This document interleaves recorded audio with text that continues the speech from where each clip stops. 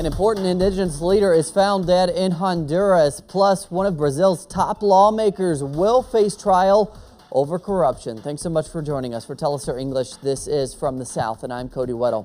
Honduran indigenous leader Berta Caceres was found dead this morning in her house in La Esperanza. Caceres, who was a leading voice after the 2009 coup against President Manuel Zelaya and led the fight against a massive hydroelectric project, was selectively murdered, according to sources on the ground there.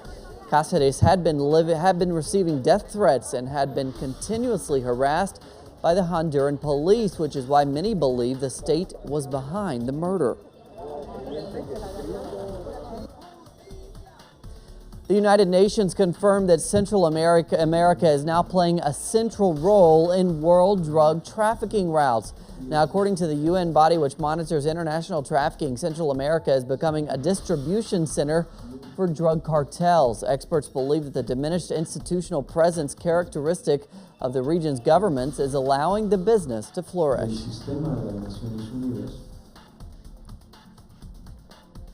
The Colombian Navy rescued 53 migrants from numerous countries trying to reach Panama. Now, the group of migrants included nationals from Somalia, Mali, Pakistan, Bangladesh, Haiti, and Cuba, and they were trying to reach the United States. The men driving the two boats jumped to sea to try and escape the Colombian authorities, but were eventually caught. Many of the migrants had spent over a month on their journey trying to reach the U.S. 68 people are dead in Mexico due to a new outbreak of the swine flu. Despite a resurgence of the virus with nearly 2,000 cases confirmed this season, Mexican authorities say there is no epidemic. Health authorities have begun a vaccination campaign in Mexico City to avoid the spread of the disease.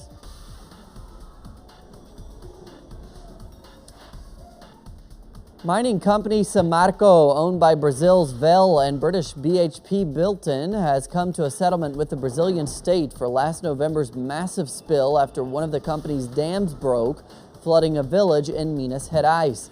The company will pay $6.2 billion. The event has been categorized by experts as the biggest natural disaster in the history of Brazil. President Dilma Rousseff explained that the funding will be used to pay for the damage and provide reparation for the victims. There will be an integral reparation of socioeconomic and environmental conditions that were affected by the disaster. And I want to emphasize, with no financial limits until it is fully repaired. The Speaker of Brazil's lower house, Eduardo Cunha, will have to face trial for corruption charges. Brazil's highest court admitted the charges against Cunha, who has been leading efforts to impeach President Dilma Rousseff. Cunha would have technically participated. The charges are that he participated in the corruption scandal and that he moved $5 million outside of the country, which he had gained through a fraud scheme.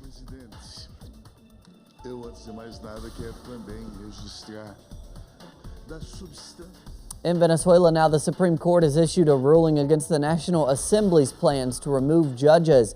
Now, the ruling comes after the opposition-led parliament tried to approve a law which would remove the current magistrates from their seats. Despite the clear conflict between state powers there, the opposition considers the ruling an attempt to reduce congressional power.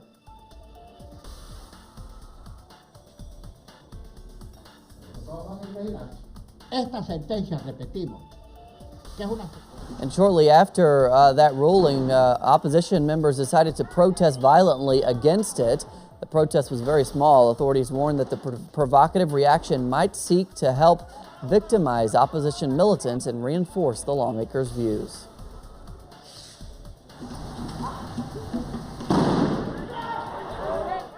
Heavy rains continue in Peru and have so far killed 11 people. The rains are caused by the El Niño climate phenomenon.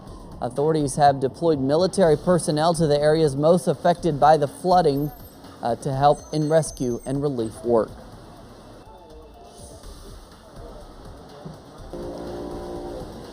And as President Barack Obama of the United States prepares to make a historic visit to Cuba, the European Union and the Caribbean nation are holding talks to normalize political relations and cooperation. Representatives from the EU and from the Cuban government met in Havana to discuss a potential cooperation and political dialogue agreement, which would allow the island nation to strengthen commerce and cooperation with the 28-nation bloc.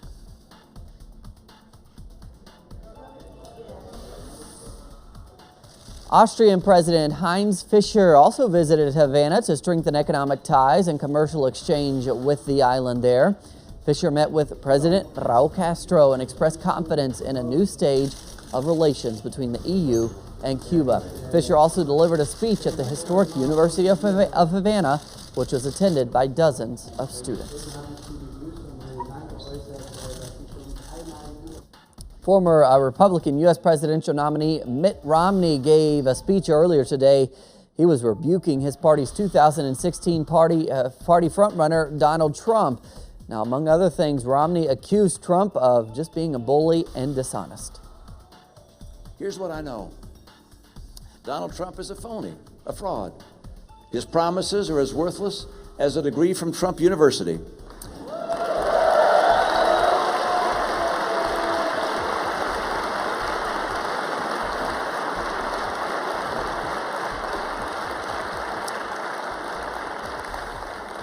He's playing the members of the American public for suckers. He gets a free ride to the White House, and all we get is a lousy hat.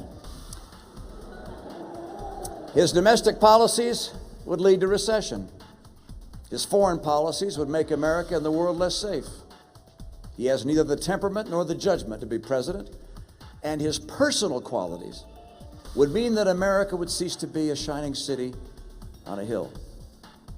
I'm convinced America has greatness ahead, and this is a time for choosing. God bless us to choose a nominee who will make that vision a reality. EU President Donald Tusk warned economic refugees not to travel to Europe. Now, at a press conference in Athens, he advised them not to trust smugglers and risk their lives and money. I want to appeal to all potential illegal economic migrants, wherever you are from. Do not come to Europe. Do not believe the smugglers. Do not risk your lives and your money. It is all for nothing. According to the UN, more than 10,000 refugees are stuck at the Greece-Macedonia border. Now, the pressure for the staff there to help the migrants is building. Refugees continue to flock to the closed border, hoping to be let in. As a result, the border point has now become a camp by default.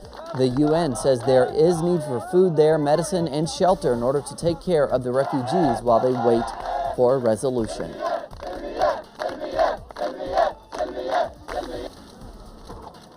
And still on the refugee crisis over in France, a group of Iranian refugees have sewn their mouths shut. The act is in protest over the ongoing demolition of the refugee camp known as the Jungle in the city of Calais. The protest follows a similar protest by Iranian refugees on Wednesday night. The June 23rd referendum in Britain about EU membership is steadily approaching, so naturally the matter was addressed at the British Chambers of Commerce annual conference. Speaking at the conference earlier today, opposition Labour leader Jeremy Corbyn offered his support for Britons to vote to stay in the EU. The call to leave the EU has been characteristic of some far-right movements there across the United Kingdom. Think about the issues facing the world. Climate change, the refugee crisis, raising standards for workers and consumers, and dealing with the minority of companies that seek to avoid their taxes. These are all issues that can only be resolved by working with our partners in Europe, not ditching them and walking away. That's why the Labour Party will be campaigning to remain in the EU, because we believe that 60% of businesses in the BCC survey that the EU is the best framework for trade and cooperation in the 21st century. 2 years after that Malaysia Airlines flight MH370 went missing, the debris is being sent to Australia. The debris was found by a U.S. adventurer off the coast of Mozambique earlier this week. He had been carrying out an independent search for the missing plane. It will be tested by officials in Australia with help from Malaysian authorities and representatives of the manufacturer, Boeing.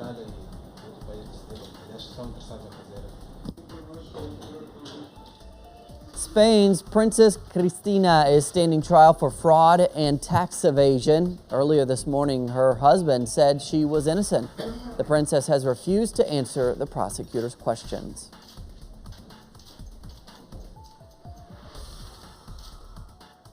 Two Palestinian teens were shot dead over an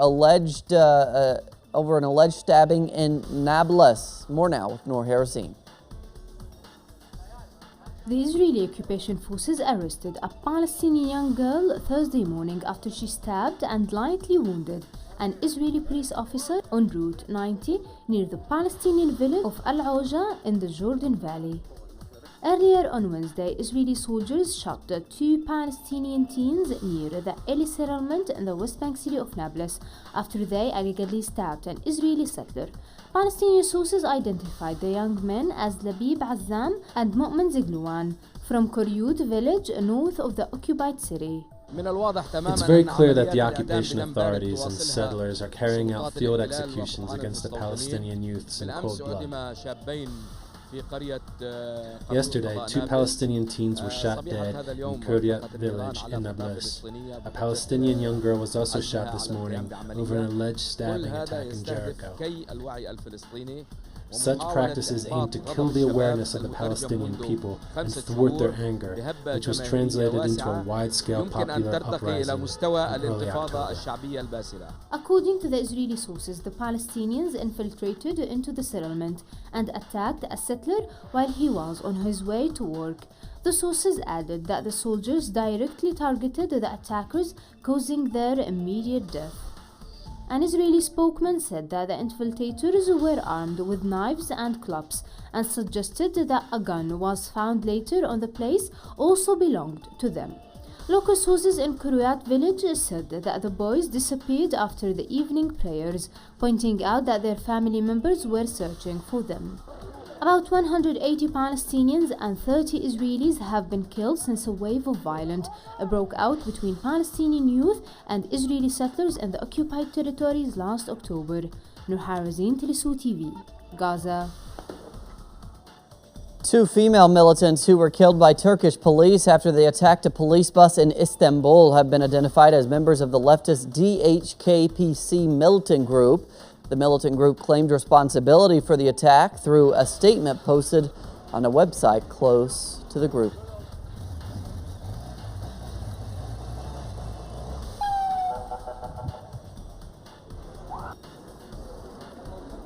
A team of refugees will compete at this year's Rio de Janeiro Olympics. The team was officially approved by the IOC Executive Board and is called the Team of Refugee Olympics Athletes.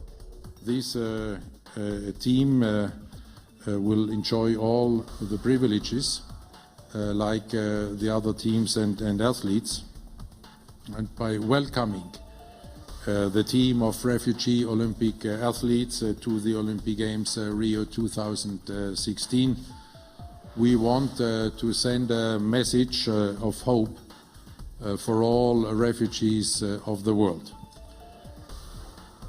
I Am the Greatest is the new exhibition about the life and career of the legendary Muhammad Ali. The doors will be open to the public in London's O2 Arena on Friday.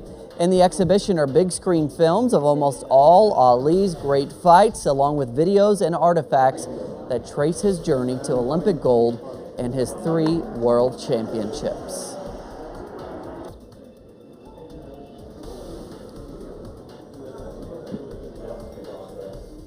And that's what we're covering on this Thursday evening here from Caracas. Thanks so much for joining us. Be sure to join us as well on social media, Facebook, Twitter, and Instagram. For teleSur's English, I'm Coddy Weddle. We'll see you tomorrow.